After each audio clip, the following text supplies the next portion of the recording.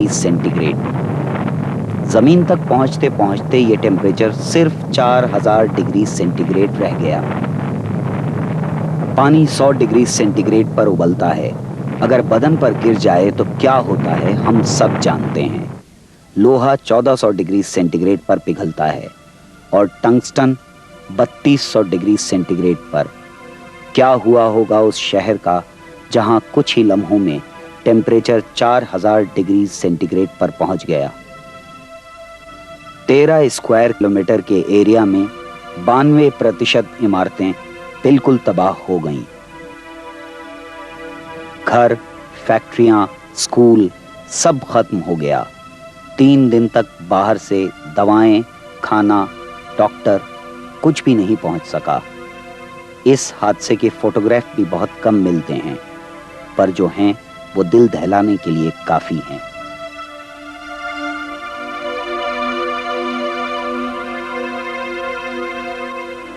एक सिपाही जो थक कर सुबह को पुलिस चौकी पर वापस लौटा था, कुछ नहीं बचा पल भर में।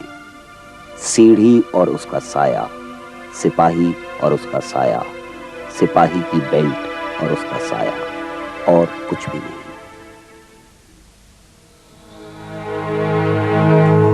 वो लोग जो हाइपो सेंटर से कुछ दूरी पर थे और जिंदा बच गए, अपनी यादें चित्रों की शक्ल में छोड़ गए हैं। ये लोग जिन्हें हिबाक्शा का नाम दिया गया आर्टिस्ट नहीं थे, मगर उन्होंने दुनिया की सबसे भयानक 2500 पेंटिंग्स बनाई हैं।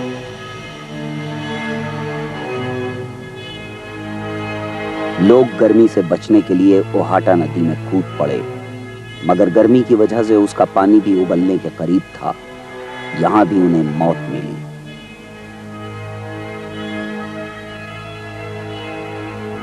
स्कूल से एक टीचर बच्चों को लेकर निकल पड़ी। उसने बच्चों से कहा, तुम्हारे माँ बाप भी तुम्हें इस हाल में नहीं पहचान सकेंगे। अपने नाम पुकारते रहना, यह था उसका आखिरी सबक जो उसने बच्चों को दिया। हिरोशिमा, हाइपो सेंटर से 8 किलोमीटर दूर एक माँ अपने बच्चे के अंतिम संस्कार की जगह तलाश करते हुए, मगर शव जलाने के लिए कुछ नहीं बचा था। सब कुछ पहले ही जल चुका था। मैं फटे हाल अगले दिन स्कूल से अपने घर की तरफ चला। गली में एक खौफनाक मंजर देखकर सहम गया। औरत और उसकी गोद में बच्चा, एक कदम हवा में उठा हुआ, और ये सब कोयला था जो जहां था जलकर जम गया था।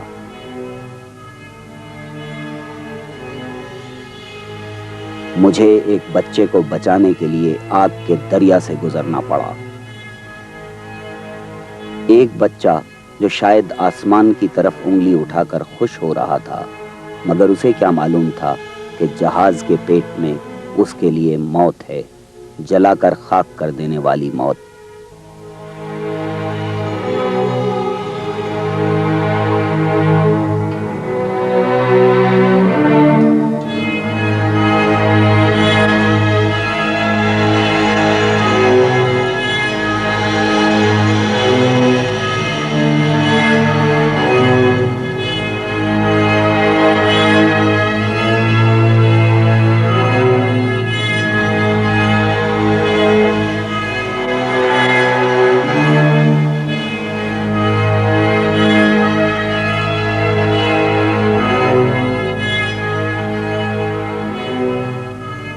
इन हालात में भी इंसानियत जिंदा थी। जिन्हें खुद मदद चाहिए थी, वो दूसरों की मदद में जुटे हुए थे।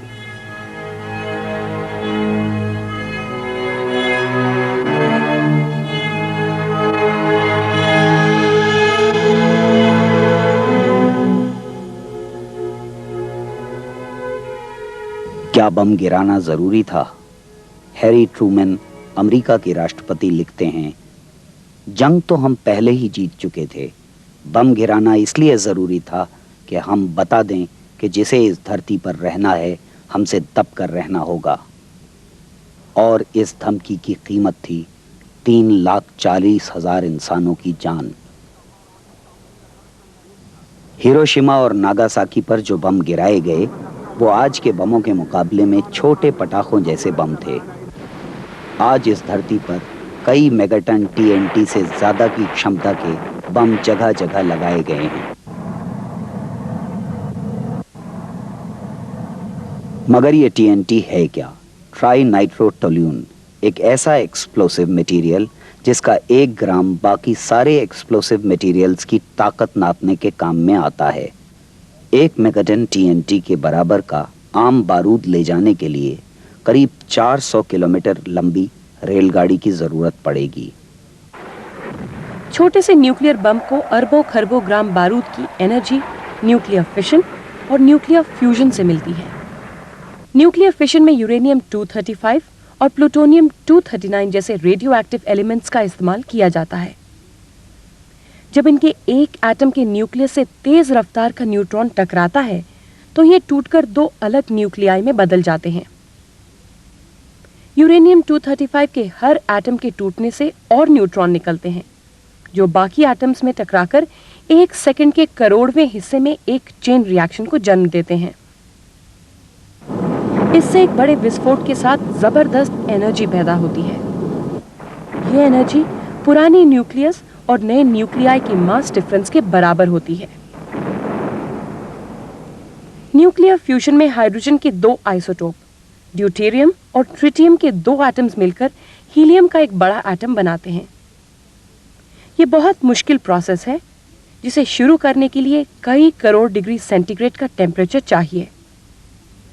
यह टेम्परेचर सिर्फ न्यूक्लियर फिशन से ही मिलता है जो बाद में न्यूक्लियर फ्यूजन को शुरू करता है और इस प्रोसेस में बहुत ज्यादा एनर्जी रिलीज होती है।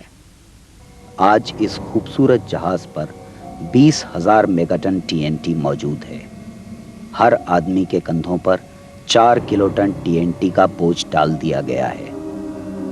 1945 के बाद दुनिया में आबादी सिर्फ 2 गुना बढ़ी है और न्यूक्लियर बमों की ताकत 50,000 गुना बढ़ी है। बारूद की इजाद लगभग 600 साल पहले हुई थी।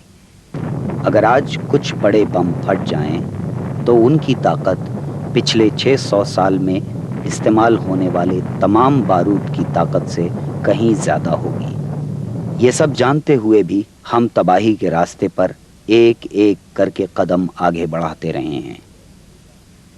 Atom bomb 1945, intercontinental bomber 1948, hydrogen bomb 1951, intercontinental ballistic missile 1957, submarine missile 1960, MRV 1964, MIRV 1968, long range cruise missile 1976, neutron bomb 1981।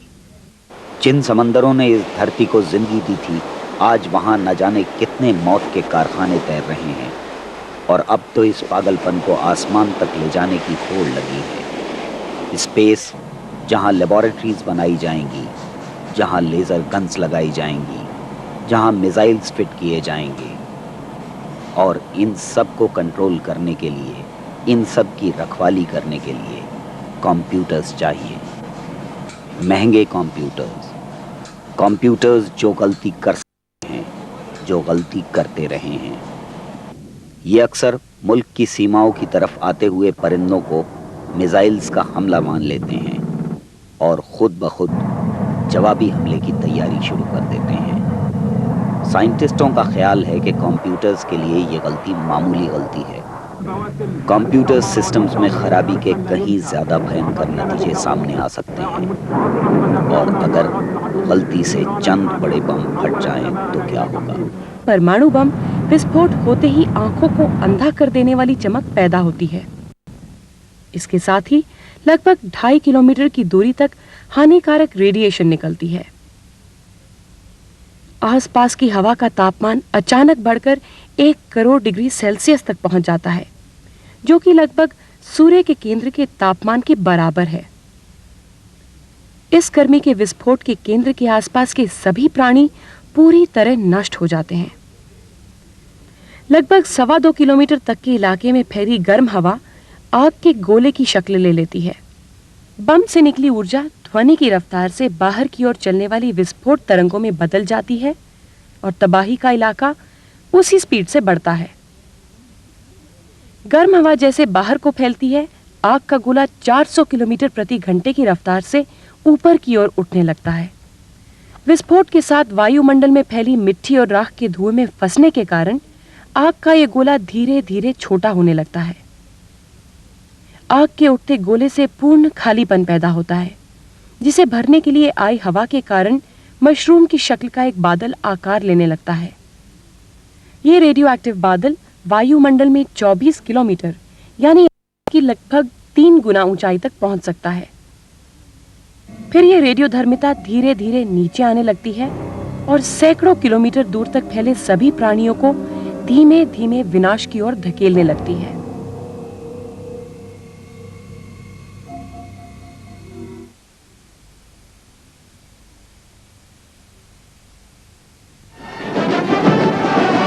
Ellos reciben una sólida preparación militar, miles de sargentos en servicio activo, un bloque de la Escuela Nacional de... दुनिया की फौजों के सिर्फ एक दिन के खर्च से धरती पर से मलेरिया का नामो निशान मिटाया जा सकता है।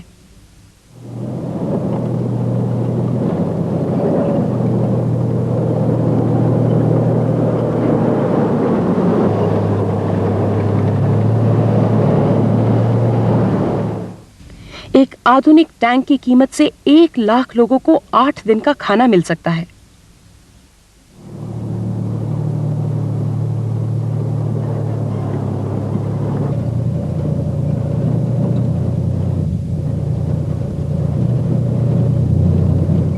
एक टैंक की कीमत से 30,000 बच्चों के लिए 500 स्कूल बनाए जा सकते हैं।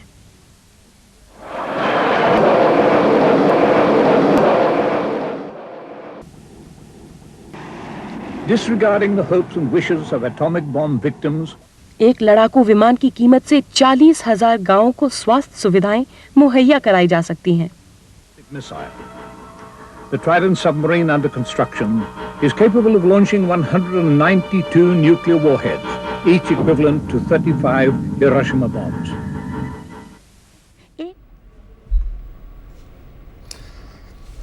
પંકજભાઈ ભયંકર સીડી જોઈ અને અણુબોમ્બની વિનાશકતા જોઈ મને એક શાયરનો શેર યાદ આવે છે કે અણુબોમ્બની બોલબાલાના સોગંદ ગજબની જમાને હિંમત કરી છે, અણુબોમ્બની બોલબાલાના સોગંદ ગજબની જમાને હિંમત કરી છે શોધ આફતની જગમાં કયામતની પહેલાં કયામત કરી છે. આપણે અહીંયા સાંભળ્યું એ પ્રમાણે કે આજે વિશ્વ પાસે પૃથ્વીનો 50 વખત નાશ કરી શકાય એટલા ઓન પેપર આપણી પાસે શસ્ત્રો છે. હવે આની ઉપર લાંબી ચર્ચા તો આપણે કરી શકીએ એમ નથી, પણ પંકજભાઈ મને એક મોટું આશ્ચર્ય એ થાય છે કે પ્રથમ વિશ્વયુદ્ધના કારણો જે હતા લગભગ એવા જ કારણો દ્વિતીય વિશ્વયુદ્ધ માટે પણ જોવા જઈએ તો સિમિલર છે.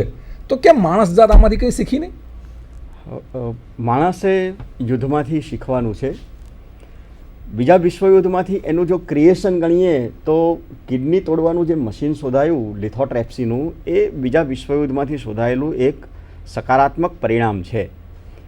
પ્રથમ વિશ્વયુદ્ધમાં અને બીજા વિશ્વયુદ્ધમાં થોડીક સમાનતાઓ છે, અને એ સમાનતાઓ એવી છે કે એક તો 28 જૂન 1914ના દિવસે જે બનાવ બન્યો એ બનાવના કારણે પ્રથમ વિશ્વયુદ્ધ થયેલું, અને આ જ 28મી જૂનના દિવસે વર્સેલ્સની સંધિ થાય છે 1919માં.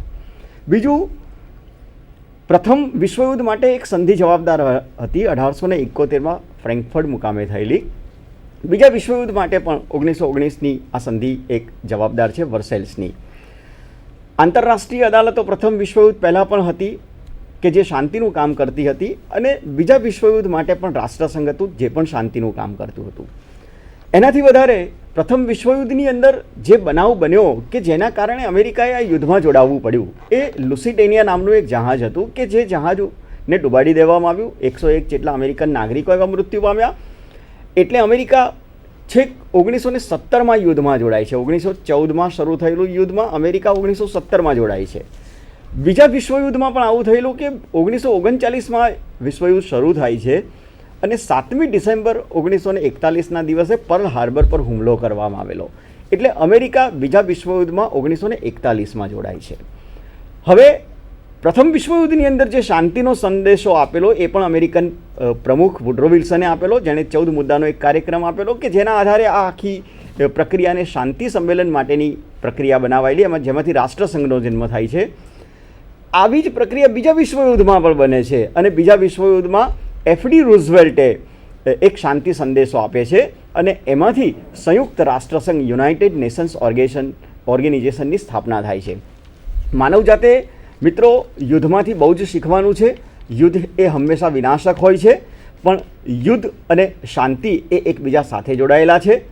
યુદ્ધ દ્વારા નાનું બાળક છે કે વિશ્વના દેશોની વાતો કરીએ તો ડિસ્ટ્રોયમાંથી ક્રિએશન શીખેલું છે એવું ચોક્કસ પ્રમાણે યુદ્ધનું અવલોકન કરતાં આપણે જોઈ શકીએ છીએ.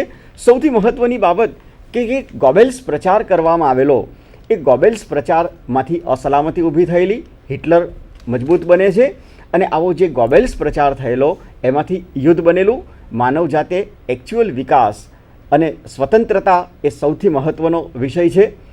વિકાસ થોડોક ઓછો હોય તો ચોક્કસ ચાલી શકે છે, કારણ કે વિકાસની હરીફાઈમાં અને અસલામતીની એક સતત સકંજાની અંદર વિશ્વના દેશો જ્યારે જોડાય છે ત્યારે યુદ્ધ આવે છે, સત્તાની સમતુલા જોખમાય છે. માનવજાતે ચોક્કસ પ્રમાણે હસમુખભાઈ યુદ્ધમાંથી શીખવાનું છે. શાંતિ એ જ માત્ર એનો ઉપાય હોઈ શકે અને યુદ્ધ એ સંપૂર્ણ રીતે વિનાશક છે. બહુ સરસ પંકજભાઈ. અને ત્રીજું આશ્ચર્ય પંકજભાઈ એ છે કે 2 વિશ્વયુદ્ધો પછી પણ માણસ જાત હજુ કંઈ શીખી ના હોય એ પ્રમાણે સંયુક્ત રાષ્ટ્રસંઘની હયાતી હોવા છતાં પણ નાટો, સિયાટો, આન્ઝુઝ આ બધા જ કરારો, લશ્કરી કરારો આજે પણ હયાત છે. નવા નવા કરારો થતા જાય છે, નવા નવા શસ્ત્રો બનતા જાય છે. ઇતિહાસ આપણને ખરેખર એ શીખવે છે કે ભાઈ પાછળ કરેલી ભૂલો તારે ભવિષ્યમાં નથી કરવાની.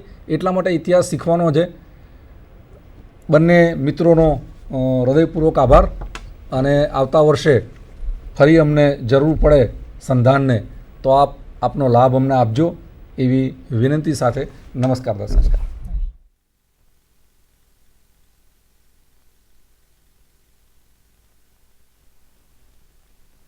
Sandhan, All Gujarat Integrated Classroom.